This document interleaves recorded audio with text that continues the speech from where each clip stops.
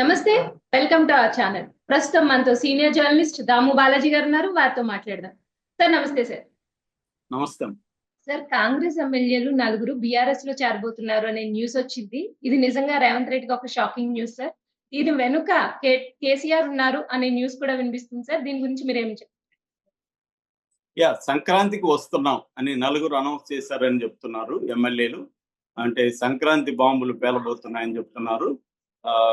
కాంగ్రెస్ పార్టీలో చేరిన బీఆర్ఎస్ 10 మంది ఎమ్మెల్యేలు ఇప్పటి వరకు బీఆర్ఎస్ లో నుంచి కాంగ్రెస్ పార్టీలో చేరారు. అందులో నలుగురు ఎమ్మెల్యేలు ఈ సంక్రాంతి సందర్భంగా బీఆర్ఎస్ కు సిగ్నల్స్ పంపించారు. సంక్రాంతికి మేము వస్తున్నాం అని చెప్తున్నారు అనేది వార్త వస్తుంది. అది ఎవరెవరు వీళ్ళంటే దానం నాగేందర్, ఖైరతాబాద్ ఎమ్మెల్యే దానం నాగేందర్. రెండవ వ్యక్తి బాన్స్వాడ ఎమ్మెల్యే పోచారం శ్రీనివాసరావు. మూడవ వ్యక్తి గద్వాల ఎమ్మెల్యే బండ్ల కృష్ణమోహన్ రెడ్డి. నాలుగవ ఎమ్మెల్యే చేవెళ్ళ ఎమ్మెల్యే కాలే యాదయ్య. ఈ యాదయ్య, శ్రీనివాసరావు, బండ్ల కృష్ణమోహన్ రెడ్డి, దానం నాగేందర్, వీళ్ళు నలుగురు కూడా బీఆర్ఎస్ లోకి వెళ్తున్నారు. ప్రధానంగా వీళ్ళు ఎందుకు వెళ్తున్నారు ఏంటి అనేది మనం చూస్తే, మామూలుగా కడెం దానం నాగేందర్ ఈ మధ్య కాలంలో ఓపెన్ గానే హైడ్రాని వ్యతిరేకించాడు. ఫస్ట్ అసలు హైడ్రాని వ్యతిరేకించిందే దానం నాగేందర్.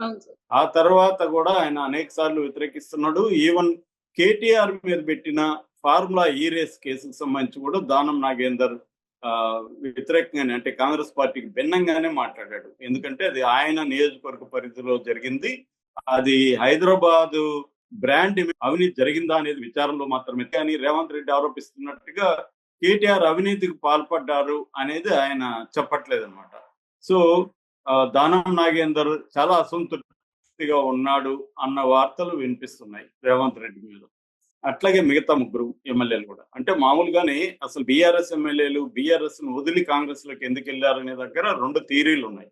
ఒకటేమో బీఆర్ఎస్ లో ఉంటే ఇబ్బందులు ఎదుర్కోవాలి, తర్వాత సంపాదన కుదరదు, అధికార పార్టీలో ఉంటే మనకు అన్ని రకాలుగా బాగుంటుంది అని వాళ్ళు వెళ్ళిపోవడం అనేది నెంబర్ 1 థియరీ. సెకండ్ థియరీ ఏంటంటే, అసలు కేసీఆర్ ఒక స్కెచ్ చేశాడు. స్కెచ్ చేసి కొంతమంది ఎమ్మెల్యేని కాంగ్రెస్ లోకి పంపించి కాంగ్రెస్ లో మెల్లమెల్లగా అసంతృప్తి క్రియేట్ చేసి అక్కడి నుంచి కొంతమంది ఎమ్మెల్యేలు లాక్కొని రాగలిగితే అప్పుడు ఏమవుతుందంటే కాంగ్రెస్ ప్రభుత్వం కూలిపోతుంది. అప్పుడు బీజేపీతో కుమ్మక్కయ్యి ఈ రెబల్స్ తో కలిసి బీఆర్ఎస్ ప్రభుత్వాన్ని ఏర్పాటు చేయొచ్చు అన్న ఒక లాంగ్ టర్మ్ స్కెచ్ ని కేసీఆర్ వేశాడు. దానికి అనుకూలంగానే కేసీఆర్ ప్లాన్ ప్రకారమే ఎమ్మెల్యేలు రేవంత్ రెడ్డి పార్టీలో చేరారు, కాంగ్రెస్ పార్టీలో చేరారు. అందుకే వాళ్ళు మెల్లమెల్లగా అసంతృప్తిని అక్కడక్కడ ఎక్స్ప్రెస్ చేస్తా ఉన్నారు. ఇది రేవంత్ రెడ్డి కూడా అర్థమయ్యే వాళ్ళ మీద ఎటువంటి చర్యలు తీసుకోలేకపోతున్నాడు. వాళ్ళ మీద తీసుకుంటే తనే తన పతనాన్ని వేగవంతం చేసుకున్నట్టు అవుతుందని రేవంత్ రెడ్డి సైలెంట్ గా వెళ్ళిపోతున్నాడు అనేది అంటున్నారు అనమాట. ఈ రెండు థియరీలో ఏది నిజం అనేది మనకు కొంతకాలం గడిస్తే గానీ క్లియర్ గా మనకి అర్థం కాదు. ఏదేమైనా కాంగ్రెస్ పార్టీలో చేరిన బీఆర్ఎస్ ఎమ్మెల్యేలకి అసంతృప్తి ఉందనేది వాస్తవం. ఎందుకంటే కాంగ్రెస్ పార్టీనే 10 ఏళ్లుగా అధికారంలో లేనప్పుడు వాళ్ళందరూ ఇప్పుడు అదేదో ఉంటారు కదా, చిరకాలం బీడుగా ఉండి వర్షం పడితే ఎంత వర్షం పడినా లాగేసుకుంటారు. అలాగా కాంగ్రెస్ పార్టీలో వాళ్ళకి అధికారం లేదు, అవినీతి చేయడానికి లేదు, డబ్బు లేదు, ఏమీ లేని పరిస్థితిలో ఇప్పుడు అధికారం వచ్చినప్పుడు అందరూ కూడా వీలైనంతగా పిండేసుకుందామని అనుకుంటారు. అప్పుడు వాళ్ళకే సరిపోకపోతే మళ్ళీ బీఆర్ఎస్ నుంచి 10 మంది పోయి, ఇంకొంత ఎమ్మెల్యేలు 10 మంది, ఇంకొంతమంది ఎమ్మెల్సీలు పోయినారు, మిగతా నాయకులు పోయినారు. వాళ్ళందరూ సంపాదించుకోవడానికి ఎక్కడ కుదురుతుంది? అక్కడ కూడా ఏంటంటే అక్కడ కూడా ఎవరెవరు గట్టిగా పట్టుకోగలుగుతారో వాళ్ళకి పట్టొస్తుంది తప్ప మిగతా వాళ్ళకి రాదు. సో ప్రధానంగా గాంధీ గతంలో తెలుగుదేశంలో నుంచి మన కాంగ్రెస్ లోకి వెళ్ళాడు. అట్లాగే కడియం శ్రీహరి గాంధీతో ఈ నలుగురు ఎమ్మెల్యేలు గొడవలు ఎక్కువగా అవుతున్నాయనేది కూడా ఒక వార్త వస్తుంది. ఎందుకంటే గాంధీ వెనక చంద్రబాబు ఉన్నాడు కాబట్టి రేవంత్ రెడ్డి కూడా చంద్రబాబు మనుషులకి ఇంపార్టెన్స్ ఇస్తున్నాడు.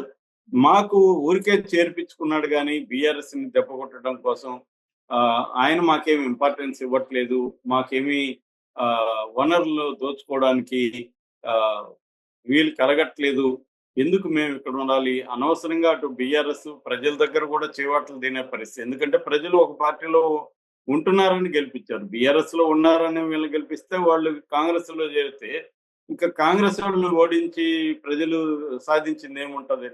సో, అందుకని ఒక పక్క ప్రజల్లో అసంతృప్తి ఉంది. రెండోసారికి అక్కడ నిలబడితే గెలుస్తామో లేదో తెలీదు. మరోపక్క కనీసం ఈ 5 ఏళ్లలో గట్టిగా సంపాదించుకుందామంటే ఇక్కడేమో కుదరట్లేదు. ఈ రకమైన అసంతృప్తి అయితే ఉంటది. మరోవైపు బీఆర్ఎస్ కూడా వీళ్ళని ఎప్పటికప్పుడు గమనిస్తూ ఉంటది. వీళ్ళల్లో ఉండే అసంతృప్తిని అది కూడా రెచ్చగొడుతూ ఉంటది. మీరు అనవసరంగా పోయారు. ఇక్కడ ఉండుంటే మళ్ళీ మనం అధికారంలోకి వస్తాం. అది ఎలాగో కాంగ్రెస్‌కి అనుకోకుండా ఇప్పుడు అధికారం వచ్చింది తప్ప వాళ్ళు నిలబెట్టుకోలేలా ఎలాగూ. మళ్ళీ 5 ఏళ్ల తర్వాత రాబోయేది మనమే. మీరు మాతో ఉంటే మీకు మంచి పదవులొచ్చేవి. ఇప్పుడు అక్కడికి పోతే మీకు పదవులు లేదు. మీకు సంపాదన లేదు. మీకు ప్రజల్లో చీకొడుతున్నారు. అన్ని రకాలుగా మీకు ఇబ్బందే గదా! అనేది బీఆర్ఎస్ కూడా వీళ్ళకి చెప్తుంది. మరోపక్క నేను రెండో థియరీ ప్రకారం కాంగ్రెస్ పార్టీలో కొంతమందిని ఆల్రెడీ జాయిన్ చేయించిన బీఆర్ఎస్ నాయకుడు కేసీఆర్ ఒక స్ట్రాటజీ ప్రకారం వెళ్తున్నాడు. ఎందుకంటే కేసీఆర్ స్ట్రాటజీలు వేయడంలో దేశంలోనే గొప్ప రాజకీయ నాయకులలో ఒకడని పేరుంది ఆయనకి. ఎందుకంటే ఆయన వ్యూహాలు లేకపోతే తెలంగాణ అసలు వచ్చి ఉండేది కాదనేది అందరూ కూడా ఇవాళ నమ్ముతున్న విషయం. ఆయన వ్యూహాలు వేయడం ఎక్కడ రక్తపు చుక్క చిందించకుండా తెలంగాణని తేగలిగాడంటే కేవలం ఆయన లాబింగ్ నైపుణ్యం, వ్యూహాల్ని రచించడంలో ఆయనకున్న తెలివితేటలు, కొన్ని పరిస్థితుల్లో అసాధారణ నిర్ణయాలు తీసుకోవడం, అనేక సార్లు రాజీనామాలు చేసి మళ్ళీ గెలవడం, ఇలాంటివి ద్వారా ఆయన ప్రజల్లో తెలంగాణ సెంటిమెంట్‌ని ఆరిపోకుండా రగులుస్తూనే ఉండగలిగాడు. అలాగే ఢిల్లీ స్థాయిలో లాబింగ్ చేయడం ఇవన్నీ కూడా చేశాడు. అంటే మాకు తెలంగాణ ఇస్తే బీఆర్ఎస్ అప్పట్లో టీఆర్ఎస్‌ని కాంగ్రెస్‌లో విలీనం చేస్తాడని సోనియా గాంధీని నమ్మించగలిగాడు. ఫైనల్‌గా ఇచ్చినాక సోనియా గాంధీకి ఇది కొట్టేసి ఆయన విలీనం చేయలేదు. సరే కారణాలు ఏమైనప్పటికీ ఇప్పుడు సైలెంట్‌గా ఉన్నాడు. అదేదో సామెతలాగా నా మౌనం కాదు గోడకు వేలాడే తుపాకీ అన్నట్టుగా కేసీఆర్ మౌనం కాదు ఒక గోడకు వేలాడే తుపాకీ. అంటే అర్థమేమిటి? ఆయన సైలెంట్‌గా ఉండట్లేదు. ఆయన కొన్ని వ్యూహాలు రచిస్తున్నాడు. కొన్ని రకాల ట్రాప్స్ ప్రిపేర్ చేస్తున్నాడు రేవంత్ రెడ్డి కోసం. అందుకే ఆయన సైలెంట్‌గా ఉంటున్నట్టుగా చెప్తున్నారు గానీ, ఆయన కొత్త సంవత్సరం జనవరి ఫెస్టివల్ తర్వాత ఆయన కూడా రంగంలోకి దిగే అవకాశం ఉంది. ముఖ్యంగా కేటీఆర్‌ని జైలుకి పంపిస్తే కేసీఆర్ రంగంలోకి దిగే అవకాశం ఉంది. ఎందుకంటే ఆయన ఏమనుకుంటున్నారంటే రేవంత్ రెడ్డి మీద ప్రజల్లో వ్యతిరేకత వస్తది. వ్యతిరేకత వచ్చిన తర్వాత మనం రంగంలోకి దిగుదాం అన్న ఒక ఆలోచనలో కేసీఆర్ వెయిట్ చేస్తున్నాడు అనేది చెప్తున్నారు. అందులో భాగంగానే బీఆర్ఎస్ ఎమ్మెల్యేలు ఎవరైతే కాంగ్రెస్‌లో ఉన్నారో వాళ్ళని గర్వాపసి వెనక్కి లాక్కోవడం అనేది ఫస్ట్ స్టెప్. దాని తర్వాత కాంగ్రెస్‌లో కొంతమంది పొంగులేటి శ్రీనివాసరెడ్డి లాంటోళ్ళు అసంతృప్తితో ఉన్నారు. ఎందుకంటే వాళ్ళ మీద ఆల్రెడీ ఈడీ దాడులు అవన్నీ జరుగుతుంటే కూడా రేవంత్ రెడ్డి పట్టించుకోవట్లేదు అన్న ఒక అసంతృప్తి ఉంది. అలాంటివి వాళ్ళని కొంతమందిని లాగాలన్న ఆలోచనలో కేసీఆర్ ఉన్నట్టుగా కనబడుతుందని చెప్తున్నారు. అందుకని మోడీతో కూడా ఒక ఒప్పందం కుదిరింది. కేటీఆర్ చాలా కాలం ఢిల్లీలో ఉండి కేటీఆర్, హరీష్ రావులు బీజేపీ అధినాయకులతో సంబంధంలోకి వెళ్ళారు. దాని ప్రకారం ఒక స్కెచ్ వేశారు. అది అమలు చేయడానికి కేసీఆర్ ప్లాన్ చేస్తున్నాడు అనేది ఒక వాదన అనిపిస్తుంది. ఇదేగా నిజమైతే మాత్రం రేవంత్ రెడ్డికి చాలా ఇబ్బందులు వచ్చే అవకాశం ఉంది. మరి ఏం జరుగుతుంది అనేది మనం చూడాలి. Right sir. Thank you sir.